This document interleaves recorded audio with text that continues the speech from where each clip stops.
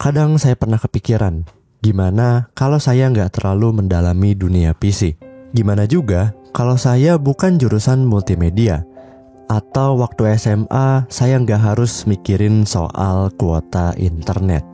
Mungkin aja hidup saya bakal beda ya. Mungkin juga saya nggak akan pernah kepikiran buat rakit PC 200 ribuan. Dan mungkin PC gaming yang sekarang udah kenceng ini nggak akan pernah ada. Tapi ya tetap aja kepikiran ya, kalau semuanya berjalan lebih mulus, mungkin saya nggak akan pernah pakai laptop Intel Pentium jadul buat Zoom meeting, buat main game, dan buat konten pertama di YouTube channel Pemula IT. Mungkin juga saya nggak akan tahu tuh rasanya main Genshin di PC rakitan Intel Core 2 Duo 200 ribuan. Atau mungkin saya juga nggak akan tahu rasanya jual rongsok elektronik dan puterin uangnya cuman buat beli RAM DDR2 2GB bekas biar bisa lebih lancar edit video dan main Genshin. Mungkin saya nggak akan pernah tuh belajar soal performa, value, apalagi efisiensi. Karena hal tadi, setiap saya ngerakit PC, saya selalu keinget sama perjalanan panjang tadi. Termasuk pada saat saya ngerakit PC kecil yang satu ini. Meskipun ini bukan saya pakai buat pribadi, proses ngerakit PC ini tetap jadi pengingat bahwa yang kecil kadang justru ngajarin paling banyak hal. Karena dari hal kecil seperti ini, saya diingatkan kenapa saya jatuh cinta sama prosesnya. Anjay, bagus juga bejir. Oke, assalamualaikum warahmatullahi wabarakatuh. Halo semuanya, kembali lagi bersama saya Jofar Gantar Putra di channel Pemula IT. Dan di video kali ini kita akan memasuki segmen rakit PC. Di video rakit PC kali ini tuh agak berbeda dari video-video sebelumnya ya. Video rakit PC sebelumnya itu kita rakitan PC belasan juta gitu ya, yang dimana itu casingnya gede banget. Nah, spesialnya di video kali ini tuh rakitan PC kali ini ukurannya itu nggak beda jauh dari keyboard ini. Tingginya itu hampir sama dengan keyboard ini, dan bahkan panjangnya juga hampir sama dengan keyboard ini. Ini kecil banget, dan yang lebih kerennya lagi, PC sekecil ini harganya itu cuman 5 jutaan. Dan yang bikin tambah kerennya lagi, PC ini tuh bisa buat main game resolusi maksimal 1080p. Teman-teman bisa lihat aja ya, ada salah satu contoh gamenya, yaitu PUBG Steam di settingan 768p, settingan rata kiri, itu bisa dapat rata-rata FPS 80 FPS-an. Tapi kalau kalian pakai monitor 1080p juga masih bisa playable. Settingan rata kiri bisa dapat rata-rata 50-60 FPS-an. Ini sangat playable untuk PC semungil ini. Dan yang bikin tambah spesial keren bangetnya lagi, PC rakitan pada video kali ini tuh akan saya jual di marketplace online, terutama di Facebook Marketplace. Jadi bisa dibilang diutamakan buat temen-temen yang berdomisili Bandung ya, karena kan kayaknya lebih enak aja sih ya, langsung dapat barangnya, langsung COD di mana gitu ya, dan langsung ngetes pada saat itu juga, dibanding kita ngirim dulu barangnya dan resikonya juga lebih tinggi juga. Tapi tidak menutup kemungkinan juga nih buat temen-temen yang udah nge-DM duluan, udah fix dan yakin mau beli, tapi kalian itu di luar Bandung, tidak menutup kemungkinan PC-nya akan saya jual ke kalian. Karena ya itu tadi, teman-teman udah nge-DM saya duluan, udah fix dan yakin mau beli, udah ada budget juga, dan tinggal beli aja melalui mungkin Rekber seperti Shopee maupun Tokopedia. Saya lebih suka Shopee sih sekarang ya, karena potongannya nggak gede juga. Ya, intinya PC-nya akan saya jual dengan harga 5 jutaan, dan buat teman-teman yang mau beli, langsung aja DM Instagram Pemula IT. Nah, kira-kira komponennya apa aja sih? Emang bisa main game 1080p dengan PC sekecil ini? Oke, kita langsung aja masuk ke komponennya, let's go. Oke, pertama yang paling utama yaitu CPU-nya. Kita pakai AMD Ryzen 5 5600G yang secara spesifikasi bisa dibilang ini sangat powerful ya untuk dipasangin di PC sekecil ini. Dia punya 6 core 12 thread dan turbo boost up to 4,4 GHz, dan yang paling penting dia punya iGPU Radeon Vega 7 yang secara performa kita udah bahas di video sebelumnya ya. Dia performa iGPU-nya itu mirip-mirip sama GTX 750 Ti.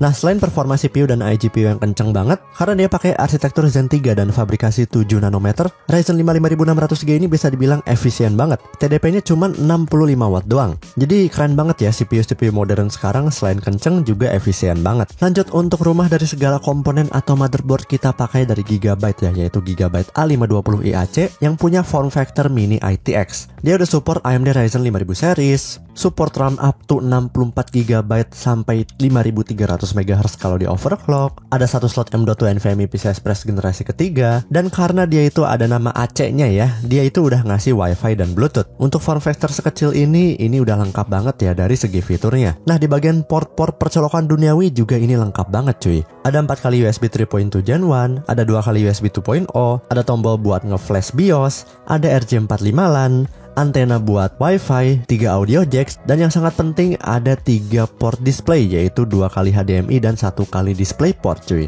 Ini cocok banget buat rakitan PC yang cuman pakai iGPU doang. Lanjut untuk RAM-nya di sini kita pakai dari Cleverbot X 16GB DDR4 3200 MHz yang dengan kapasitas segini kayaknya udah cukup lah ya buat kebutuhan multitasking, gaming casual, sampai mentok-mentok buat editing video di CapCut dan aplikasi kreatif lainnya. Desainnya ini cukup ramping ya dan cocok banget buat dipasangin di PC yang ramping atau kecil juga. Lanjut untuk casing tentu saja kita pakai dari GameX Violin Silver Mini ITX yang dari ukurannya ini kecil banget cuy. Volumenya cuma 3,3 liter. Walaupun kecil tampilannya ini tetap elegan ya dengan dikasih tampilan brush aluminium dan strip ARGB di bagian depan.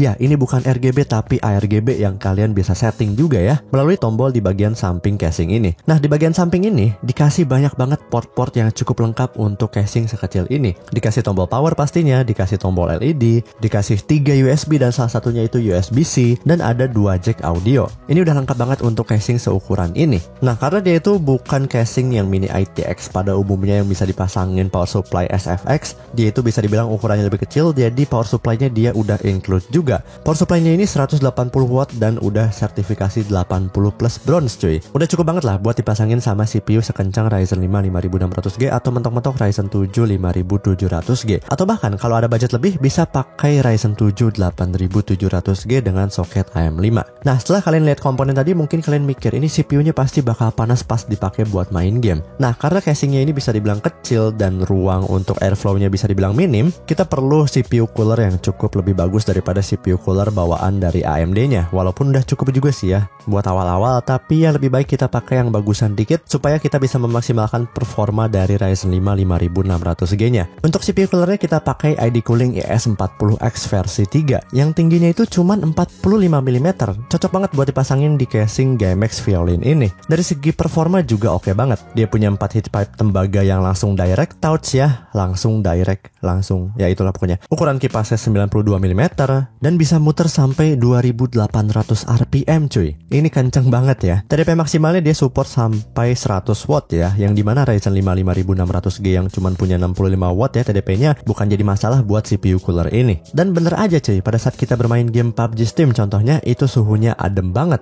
Dan terakhir untuk SSD ya. SSD di sini saya nggak punya SSD lagi, jadi ya udah saya pakai yang ini dulu aja ya. SSD di sini saya pakai dari SSD M.2 SATA merek Lite-On, cabutan laptop bekas, harganya 85 ribuan, kapasitas 128 GB, yang dimana ini cukup kurang, bukan cukup kurang ya, sangat kurang ya untuk kebutuhan zaman sekarang. Oke, total rakitan PC pada tahun 2025 bulan Juli tanggal 31 ini ya, saya cek di marketplace ada pada Rp6.437.000. Semua link pembeliannya per komponennya itu ada di deskripsi ya teman-teman jika pengen beli. Loh katanya 5 jutaan bang, kok jadi 6 jutaan? Ada berapa kenaikan harga terutama dari RAM dan juga CPU. Tahun 2025 ini sedikit naik ya. Mungkin kalau misal belinya di awal-awal tahun 2025 mungkin rakitan PC-nya totalnya di 6,1-6,2an lah ya. Tapi karena beberapa komponen itu harganya naik, jadinya ya harga totalnya di 6,4 jutaan. Loh berarti videonya clickbait dong bang, bukan 5 jutaan. Nah seperti yang saya bilang tadi di awal, PC yang saya rakit di video kali ini tuh saya jual ya teman-teman dengan harga yang lebih murah, yaitu saya jual di berapa ya, 5,5 jutaan net aja lah ya teman-teman kalau mau beli dengan komponen yang udah kita jelasin tadi. Dan walaupun komponen-komponen tadi tuh bisa dibilang bekas semua, tapi garansinya itu masih on semua cuy. Terutama dari CPU itu panjang banget, masih ada sisa 2 tahun lagi. Lalu untuk motherboard juga sama, masih sisa 2 tahun lagi. Lalu memori RAM dia garansinya lifetime. Untuk casing harusnya masih on ya karena pembeliannya itu bulan Oktober 2024, tapi saya lupa dia ini garansinya 1 tahun atau 2 tahun gitu ya. Dan yang garansinya udah habis itu SSD dan juga CPU cooler. Jadi langsung aja kalau kalian mau beli DM Instagram Pemula IT @pemulaIT. Oh ya buat teman-teman yang mungkin ngerasa kurang SSD-nya cuma 128 GB, bisa request aja ya sebelum beli. Misalkan bang SSD-nya tambahin dong ke 512 GB atau tambahin ke 1 tera sekalian, atau nggak apa-apa deh 128 tapi pasang lagi harddisk laptop ataupun SSD SATA. Itu itu kalian bisa langsung aja request saat kita DM-an sebelum beli ya.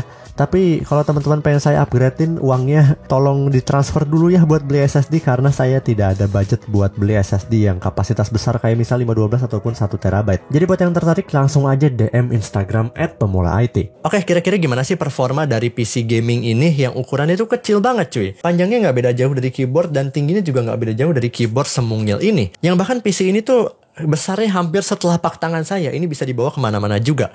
Oke, kita langsung aja masuk ke pengujian performanya. Let's go!